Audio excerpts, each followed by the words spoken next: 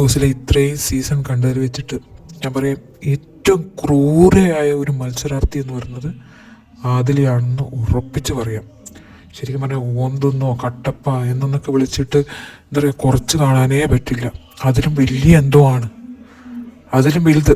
അതായത് ആദിലയെ കണ്ട ചിലപ്പോൾ എന്താ പറയുക, കട്ടപ്പയെ ഓന്തൊക്കെ കിണറ്റി ചാടി ആത്മഹത്യ ചെയ്യും.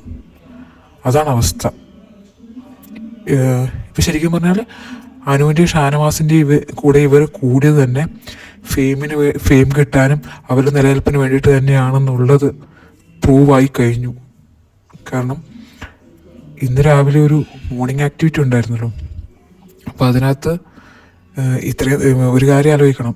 ഇത്രയും ദിവസം ഈ ഷാനവാസ് പെങ്ങളൂട്ടി എന്ന് പറഞ്ഞ് നെഞ്ചിലേറ്റി നടന്നവർ, അതായത് ഇവരെ പെങ്ങളൂട്ടി നടന്ന് നെഞ്ചിലേറ്റി നടക്കുകയും അനുവിനെ പുറംകാല് കൊണ്ട് ചവിട്ടി പുറത്തേക്കെറിയുകയും ചെയ്ത ആളാണ് ഈ ഷാനവാസ്. അപ്പോൾ ഇന്ന് രാവിലെ അവർക്ക് സഹായം ചെയ്തു കൊടുത്തത് ആരാന്നുള്ളൊരു ടാസ്ക് ഉണ്ടായിരുന്നല്ലോ. അപ്പോൾ അതിനകത്ത് ഇവർ ഷാനവാസിൻ്റെ പേര് പറഞ്ഞില്ല. അപ്പോൾ ഇത്രയും ദിവസം അവരുടെ കൂടെ കൂടിയിട്ട് അനുമോളുടെ കുറ്റങ്ങളും ഇല്ലാക്കഥകൾ എന്ന് വെച്ചാൽ എന്താ പറയുക, വലിയ സ്ക്രിപ്റ്റ് തന്നെ തയ്യാറാക്കിയ ഒരു വ്യക്തിയാണ് ഈ ഷാനവാസ് അനുവിനെക്കുറിച്ച്. അപ്പോൾ ഇവർ രണ്ടുപേരും ഇന്ന് മോർണിംഗ് ആക്ടിവിറ്റിയിൽ ഈ ഷാനവാസിൻ്റെ പേര് പറഞ്ഞില്ല. അതോടെ ഷാനവാസിനെ കൊണ്ട് ഷാനവാസ് നേരെ അനുവിൻ്റെ അടുത്ത് ചെന്നിട്ട്, എന്നാലും ഞാൻ അവരെ പറ്റി അങ്ങനെ ഇങ്ങനെ വിചാരിച്ചില്ല.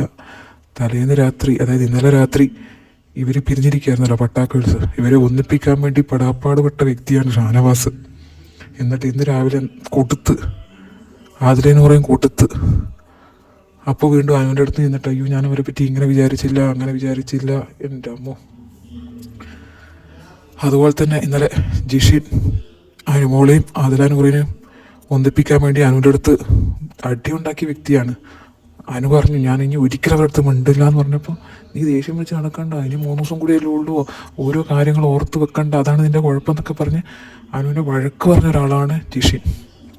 ഇന്നത്തെ മോർണിംഗ് ആക്ടിവിറ്റിയിൽ ആദില പറഞ്ഞു കേട്ടതോടെ ജിഷിനും വന്ന് അനുവിൻ്റെ അടുത്ത് പറഞ്ഞു, എന്താ നിൻ്റെ സ്റ്റാൻഡ് തന്നെയാണ് കറക്റ്റ്, നീ പറഞ്ഞത് തന്നെയാണ് കറക്റ്റ് എന്ന്. അപ്പോൾ ഒരാൾക്ക് മാത്രമല്ല പലർക്കും തോന്നുവാണ്, എന്താ ഈ ആദില എന്ന് പറഞ്ഞ വ്യക്തിയുടെ ക്യാരക്ടർ എന്താ പറയുക, സ്വന്തം നിലനിൽപ്പിന് വേണ്ടി എന്ത് നാറിയ കളി, എന്ത് ചെറ്റത്തരം ചെയ്യാൻ മടിക്കാത്ത ഒരാളാണ് ആദില എന്ന് പറഞ്ഞത്. നൂറയും മോശമല്ല, നൂറയും അങ്ങനെ തന്നെ. അപ്പോൾ ഇവർ റീ എൻട്രി വന്ന സമയത്ത് നേരെ ശൈത്യ വന്നപ്പോൾ തന്നെ ശൈത്യയുടെ കൂടെ ചേർന്നു. ഇതിനു മുമ്പ് നമ്മൾ കണ്ടതാണ്, റിയാസ് വന്നപ്പോൾ റിയാസിൻ്റെ കൂടെ ചേർന്ന് അനുവിനെ അയാൾക്ക് ഇട്ട് കൊടുത്തു എന്ന് സ്വയം പറഞ്ഞ വ്യക്തിയാണ് ആദില. അപ്പോൾ വീണ്ടും അത് തന്നെ റീ എൻട്രിയിലുള്ള വ്യക്തികൾ ശൈത്യം വന്നപ്പോൾ അവരുടെ കൂടെ കൂടി അനുവിനെതിരെ തിരിഞ്ഞു. എന്നിട്ട് അനു ആണ് അവരോട് മിണ്ടാതെ എന്നുള്ള രീതിയിൽ ഓരോന്ന് വരുത്തി തീർക്കാൻ ശ്രമിച്ചു. അതിനുശേഷം അനു വിൻ ചെയ്യാനുള്ള സാധ്യത പറഞ്ഞു കേട്ടപ്പോൾ പിന്നെ ഡ്രാമയായി. അനു ചെയ്യുന്ന പോലെ കരയുന്നു എന്ന് വെച്ചാൽ ഇല്ലാത്ത കാര്യത്തിന്. അതായത് പിന്നെ ആര്യൻ ഈ ഒരു ടിക്കറ്റ് ഫിനാലെ ടാസ്കിൽ നൂറയുടെ പൂക്കൾ കൂടി നോക്കിയിട്ട് ഉമ്മ എന്നുള്ള രീതിയിൽ കാണിച്ചെന്ന് പറഞ്ഞിട്ട് ആര്യനെ കുറ്റപ്പെടുത്തിയ വ്യക്തിയാണ് ഈ ആദില. അതോർക്കണേ, അല്ലാതെ മാന്യത്യല്ല. അങ്ങനെ ആര്യനെ പുറത്തേക്ക് ജനങ്ങളുടെ ഇടയിലേക്ക് അങ്ങനെ ഒരു ഇമേജ് ഇട്ടു കൊടുത്ത ആളാണ് ആദില. അതിനുശേഷം ഇന്നലെ ആര്യം വന്നപ്പോൾ സാഷ്ടാംഗം പ്രണമിച്ച് മാപ്പ് പറഞ്ഞ് വൈറ്റ് വാഷ് അടിച്ച ശേഷം ആര്യൻ ഞരമ്പനാണെന്ന് അനു പറഞ്ഞു എന്ന് പറഞ്ഞിട്ട് കിടന്ന് മോങ്ങുവാണ്. ആര്യൻ ഞരമ്പനാണ്, ഇതെങ്ങനെ അവൻ്റെ വീട്ടുകാരും നാട്ടുകാരും സഹിക്കുമെന്ന് പറഞ്ഞിട്ട് കിടന്ന് മൂങ്ങുന്ന ആദില. ഇപ്പം അനു അങ്ങനെ പറഞ്ഞെന്ന് തന്നെ കൂട്ടിക്കോ ഞരമ്പെന്ന്. അതിന് ആദില കിടന്ന് മൂങ്ങുന്നത് എന്തിനാ? ഷോ ഇങ്ങനെ ഡ്രാമ. എൻ്റെ അമ്മോ, ശരിക്കും പറഞ്ഞാൽ അനുവൊക്കെ ഒരു നടിയാണോ ഇവളുടെ മുമ്പിൽ? ഒരിക്കലുമല്ല. ഈ ആദിലയുടെ ഡ്രാമയുടെ മുമ്പിൽ അനു ഒന്നും ഒരു നടിയേ അല്ല, അമ്മാതിരിയാണ്.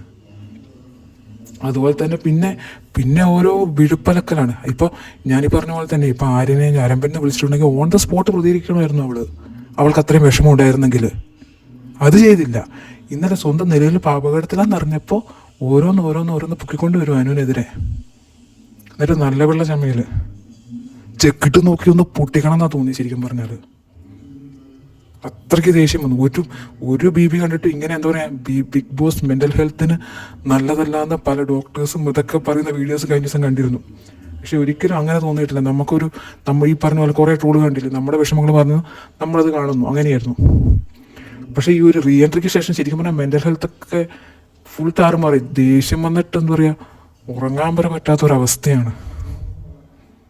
ഒരാളെ ടോർച്ചർ ചെയ്യുന്നതിന് ഒരു പരിധിയില്ല. ഇവർക്കൊക്കെ ഇത്രയും അസൂയ വരാൻ എന്താണെന്ന് എനിക്ക് മനസ്സിലാകുന്നേ ഇല്ല.